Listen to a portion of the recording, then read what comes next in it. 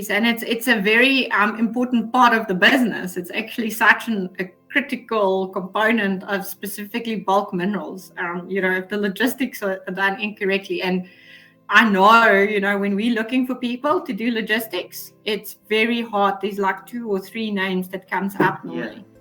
It's very hard to find people in that industry.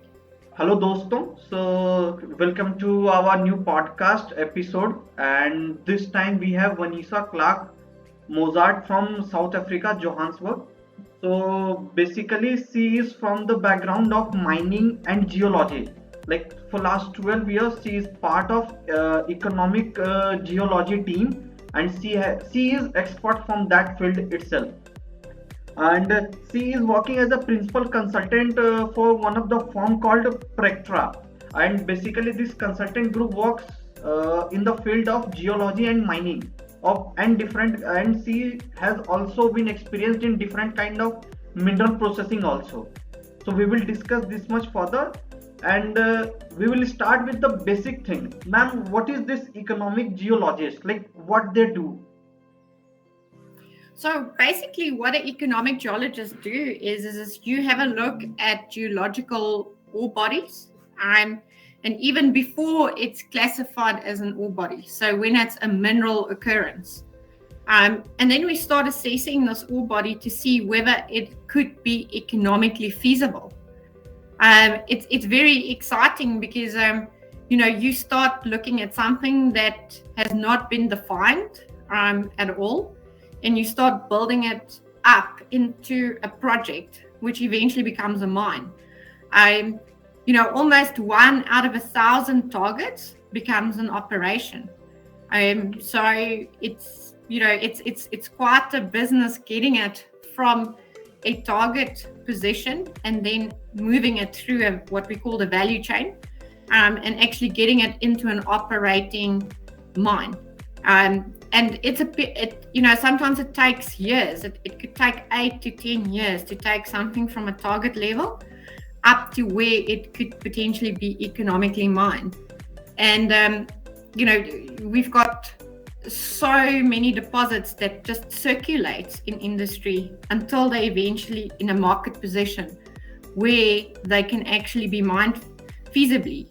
So to give you an example, things like graphite, lithium, rare earths, even phosphates. So we in the past, when I started my career, people were after gold. They were after platinum group elements. They were after iron and things like that. And the industry has taken a complete opposite to that. And we're looking for minerals that almost some people don't even have experience in it. A lot of the minerals we're looking at lately is a first, and where things were not considered to be economically feasible or even a deposit, that has now changed with companies like Tesla and Elon Musk doing all of these developments. So it's a very exciting career because as the need changes, that changes the definition of what is a deposit and what could potentially be mined. Correct. So I think you must have heard about the recent development in Jammu and Kashmir in India, where government of India has announced like they have found some mine area for the lithium part, like some big deposits. So I think that capacity might go into million of tons. Yes, it is so exciting. I think a lot of things were missed. So we assume countries like South Africa, who has been explored for many years, countries like India, countries like China, we assume that a lot of the exploration has been done to a certain level. And then you get a find like this. And the reason why you get finds like this is because the economics changes, the technology changes, and where something was maybe overlooked by the people doing the work at that stage, now suddenly it's a deposit, and it's actually people are looking for it, because you don't find if you're not looking for something. And it's very interesting. So these finds in countries like India, like South Africa, and even in places, like Australia, where there's been extensive money thrown at those areas to do exploration. Now you find these things because you weren't looking for them previously. Correct. So I will just try to take you to the business part of this mining, and especially in South Africa, because that whole land part has been very rich with the minerals and mining activities. So on business part, that has been explored for last century itself. But again, if we compare to the output of that business, so that the economic development in that part has been very slow. Can you just connect me with these things? We have explored so much of mineral from that part, but comparatively economic development has been very slow in that part also. So how can we draw a reference from that? So I think, our biggest problem, and this is a problem in economics, it's called the Dutch disease. And the Dutch disease, a lot of developing countries are being plagued by this disease, and it's still prevalent across the world, where the country, because it's so poor, doesn't actually have money to invest. Correct. And bringing outside investors then has other countries and other people developing your minerals. And we're seeing it across Africa. It's very prominent. South Africa is a very interesting example. I mean, most of our biggest diamond finds are sitting in the UK. There's other people who's benefited from the mineral wealth of the country for so many years. And so by mineral legislation, that's quite a powerful tool to start changing that around. To say, that there has to be a certain part of local ownership in a business for you to operate. Royalties that's being implemented so that you can actually benefit from it. I know in India, I've done some work in India, for a couple of years, and what I really like about India is that they take a portion of that and it gets dedicated to exploration, which is fantastic, because exploration is something that, people tend to stop it when things are going bad, but that's the worst thing to do, because exploration needs to continuously be ongoing so that when you see a change in market, you can react on it. But, correct. We kind of always see this post reaction happening when the market changes, and then you're too late for the upturn. South Africa, as everyone knows, we're being plagued by a lot of corruption, a lot of political games, which has hampered the country significantly. And that's why our development has been very slow. We've been trying to get transparency into our legislation, transparency in reporting, transparency to let investors know that this is a safe environment to invest in. But unfortunately, with all of the developments that's happening, our power crisis, as I'm sitting here, we've got load shedding. We don't have enough power now in the country because of corruption. And that's a big deterrent. I think a country that's getting it very right is Botswana. And Botswana, one of our neighboring countries, they have an emphasis on education. And they've got a very big emphasis on transparency and how your money gets used for development. And I think that's the key. If you can give investors confidence, and you can combine it with a solid royalty policy, you can include a proper mining legislation that's aligned with, first country requirements, IFC requirements, World Bank requirements, and you can tick all those boxes. I think, then that would really go a far way in terms of getting that money in, but also empowering your own people. I was saying to reference the same from South Africa to India. So if we compare economically for, I think if we get back to last 30 years back, so we were in similar stage. In India also, the mining activity started with the help of foreign countries. But what Indian government did, like they started putting indigenous companies, like local companies. So you may have heard about Adani, Reliance, and all other, like who also got developed in that period.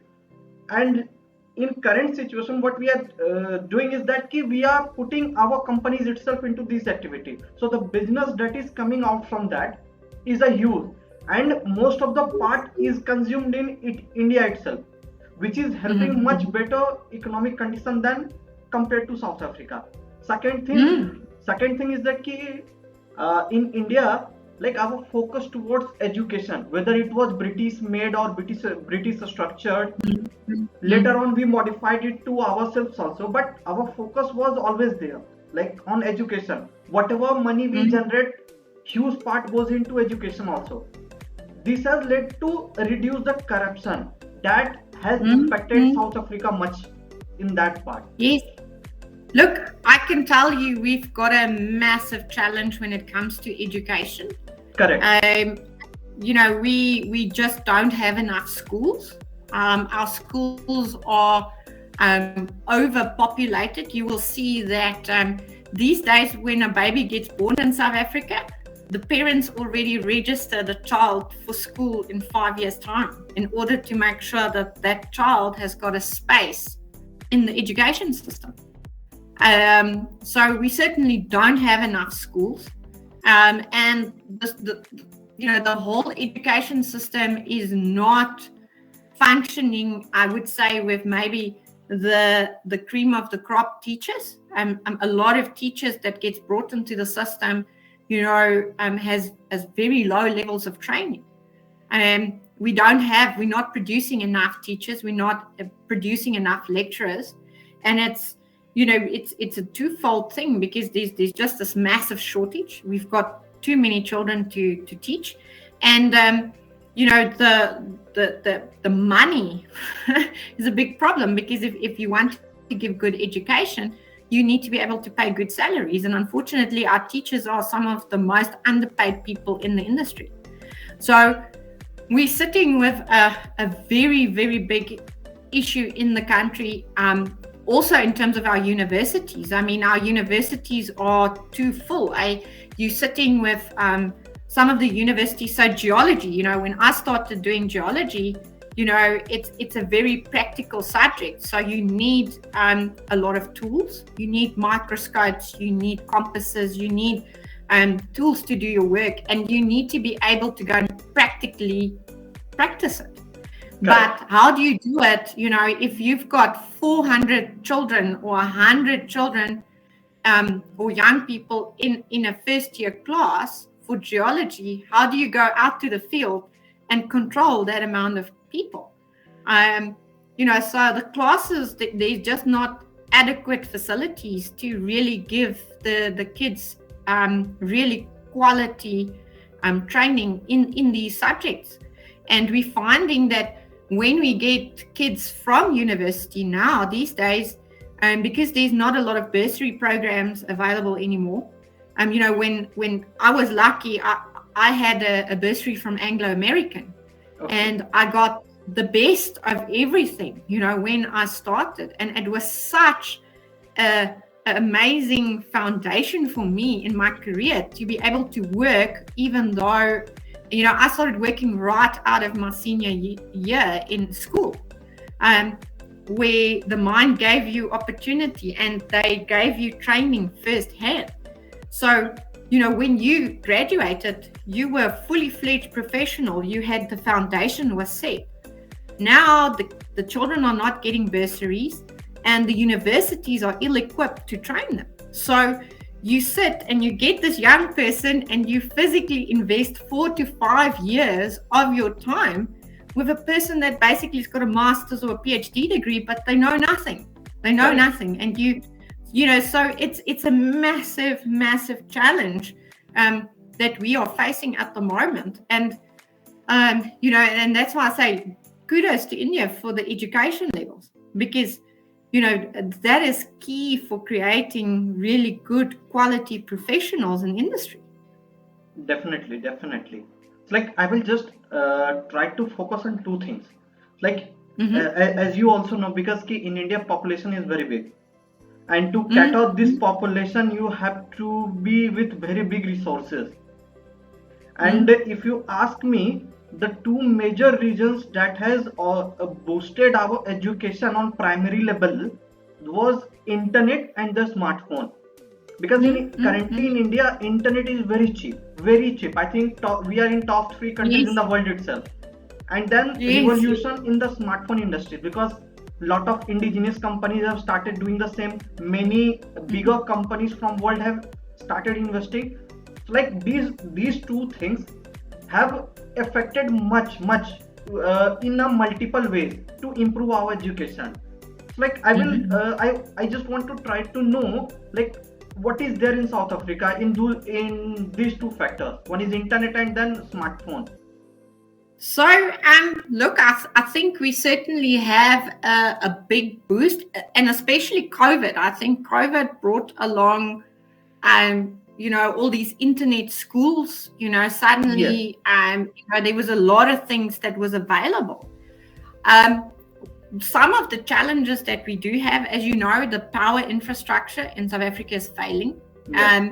So, for instance, internet connectivity. So, if you don't have a fiber connection at home, which a lot of our rural areas, we've got a lot of people that don't live in a built-up area. They live in a rural community, so they would be reliant, on a 5G connection, for instance, or 4G connections. But these infrastructures gets vandalized continuously. So if the power goes down, you actually, if you don't have the infrastructure at your house, then you don't have connectivity. So as much as these things are very powerful tools, and a lot of people have got access to it. Poverty plays a big role, because Yeah. it is expensive to have a laptop, to have a cell phone or a smartphone. So first of all, it's not everyone has got access to a computer or a cell phone. It's a luxury item, and then having internet connectivity and power is actually, at this point in time, it's a real luxury for us. It's if you're rich, it's quite easy to put up solar panels. It's easy to have generators running.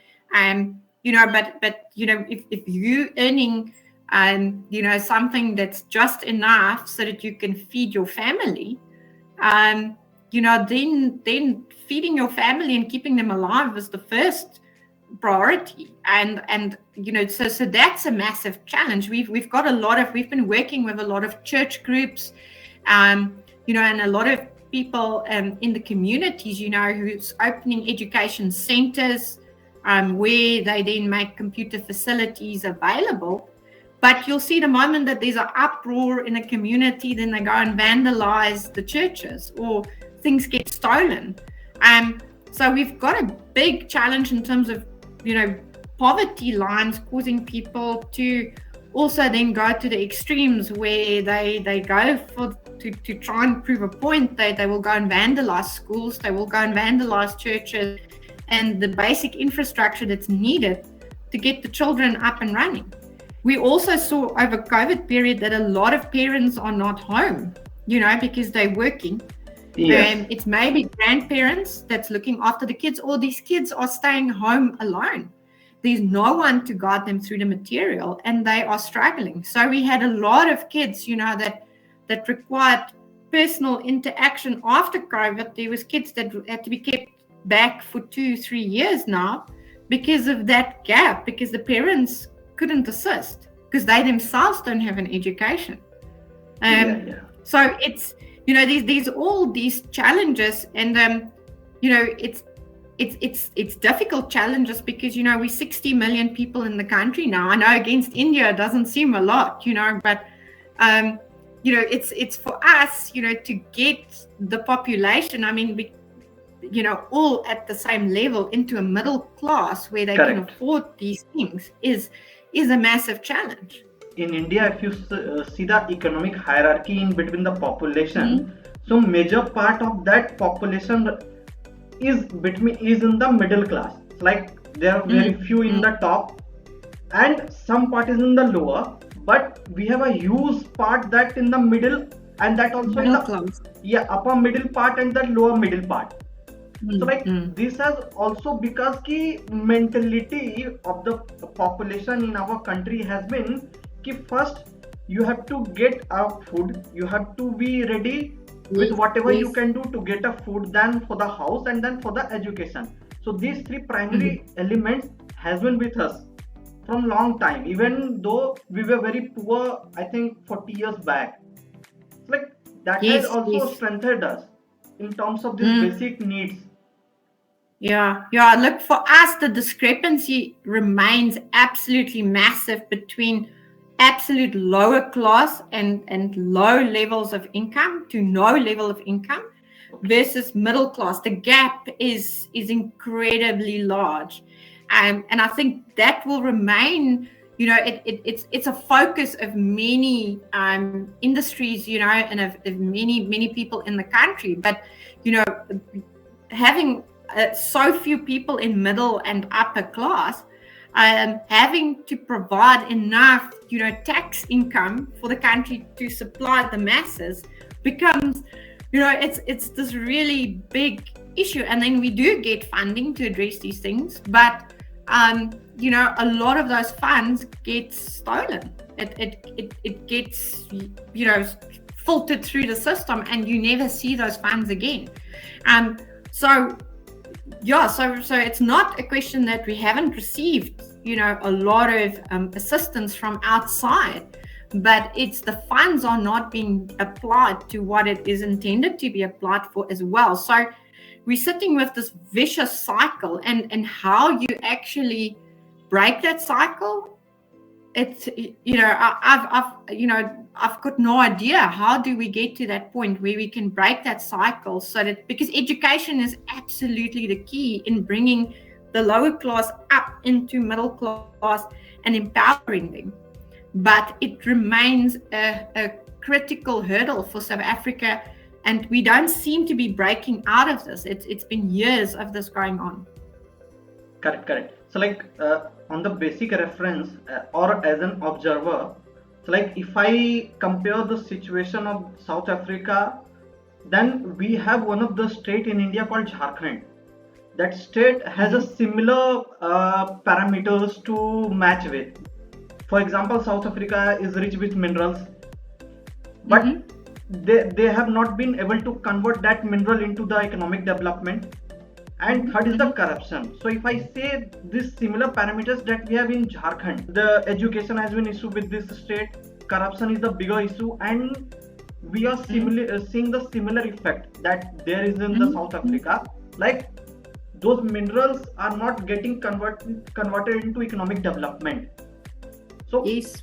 on lower scale we have seen this, and we are also seeing this in our place also. And you said correct, because even though you are rich with natural resources, you have to be very educated to convert that into your own development.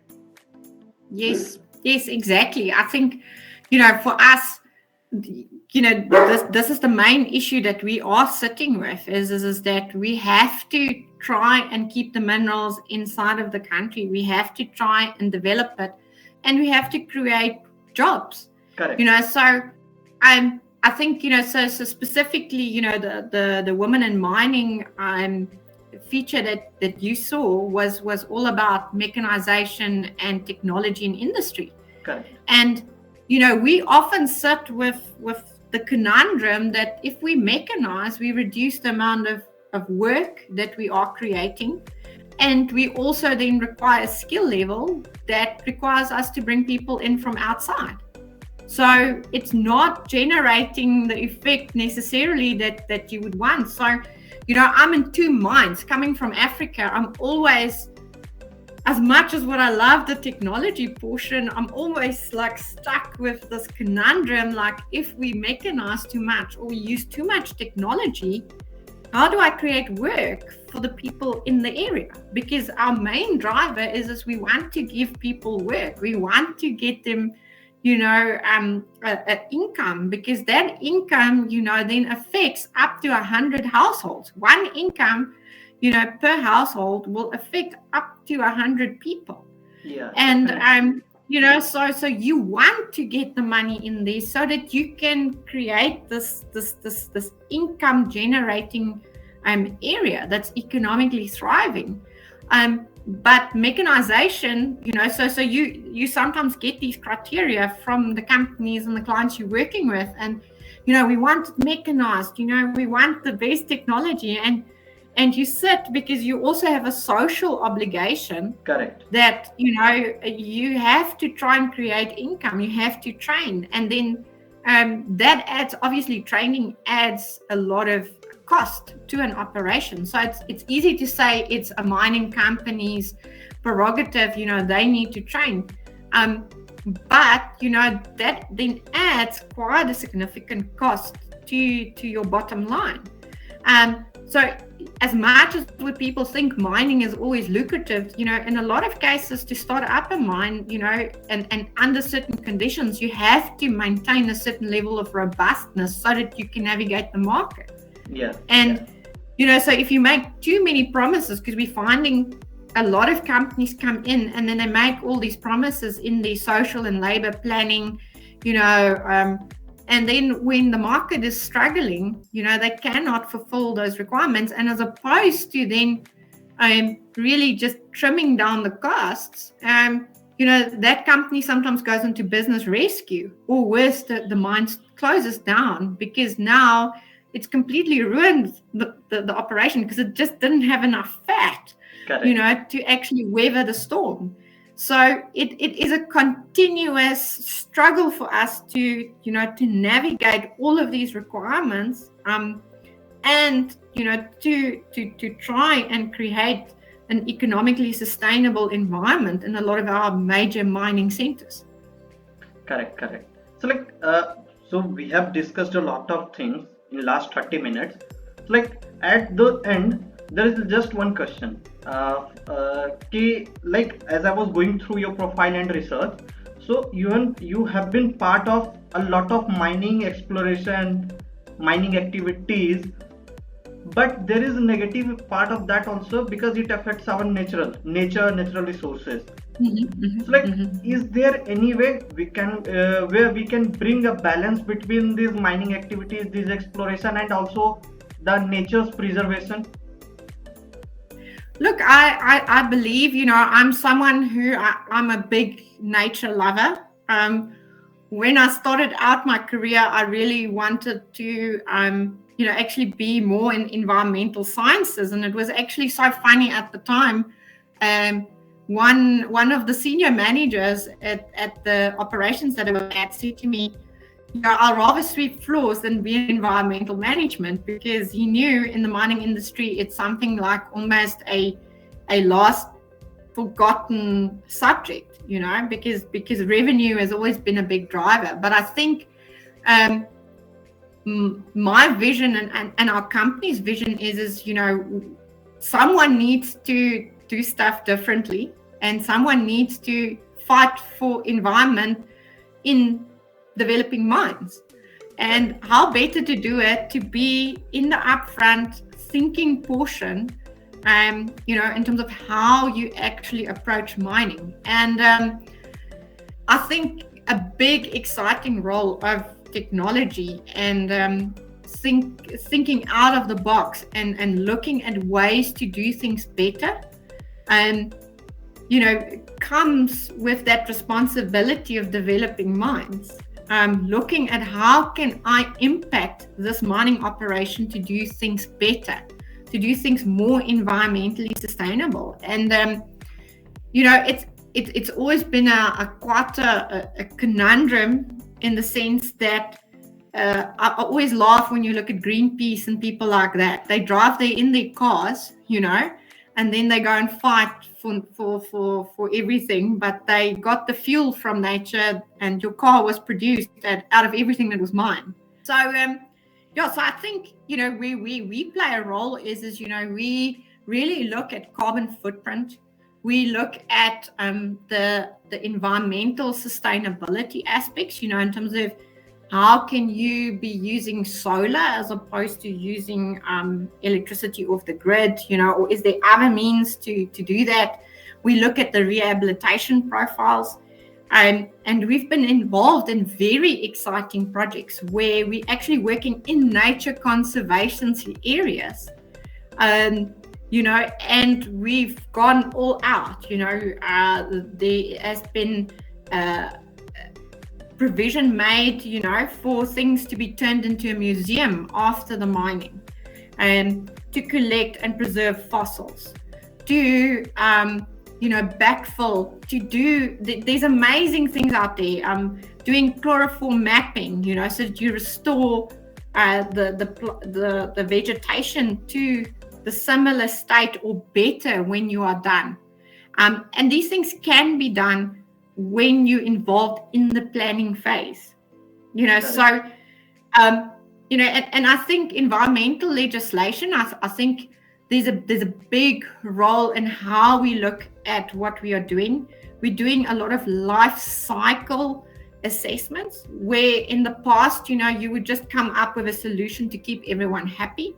Now you go back and you look at what does the life cycle of the mine entail, and you try and cater for life cycle solutions for where you are at. So as much as what mining is seen as, and they've got a very bad reputation in a lot of cases for very good reasons, but I think the new generation miner, the new generation mining companies are very aware of their reputations, are very aware of the new generation who also requires you to be environmentally sustainable. And I think in the study field where I am, it certainly is always at the forefront, is thinking, how can we do things better? How do we do it more environmentally sustainable? And what does it do to the bottom line if we implement that? And you'll see in many cases, it actually doesn't add too much to the bottom line to just be environmentally responsible in terms of how you do things. Nature is incredibly resilient. And I believe, in a lot of cases, by making small changes, you can actually really do it the right way. And if you combine that with technology, these days, there's so many non-invasive methods of extracting minerals, coal gasification, in situ leach methods. Those things are all very, very exciting prospects, because not only is it lower cost, but it's far more less invasive. So it's an ever-growing process, and I believe that's something that our grandchildren will have to continue with. But certainly, I think we pride ourselves in is this, that we try and make that impact right from the onset thinking, before this even becomes an operation. And that gives you quite a lot of leverage, when the designs and the actual operation starts up.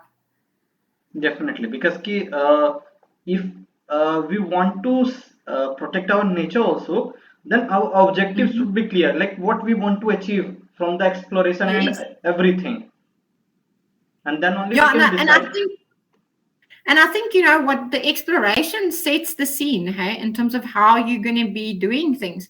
So from that first interaction, from the geologist on the ground, if you can prove to the farmer, or to the local community that, listen, I'm keeping my word, the way that I'm doing the exploration, I'm trying to be as sensitive to the environment as possible, and you actually do the rehabilitation as you've promised, and you set the bar from the onset, from the first day that you are actually on the ground.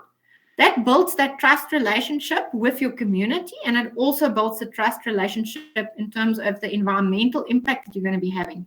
Because if you do it right from the onset, that sets the foundation for everything that's going forward. Correct. Thank you for this whole explanation and the knowledge that you have shared with us. And I hope people who will watch it, and in the future when video is getting uploaded, then they will have some idea, like what is the geology, then how it is connected with the nature, and then everything that we have discussed. So I hope it gives them some kind of point to think about, point to ponder, how to explore their profession and all of the things. So thank you again for accepting the request and sharing the knowledge. Big pleasure. Thank you, ma'am. Thank you very much for inviting me. And I think you're doing excellent work, with your podcast, informing people about, what can be done. So very well done on that.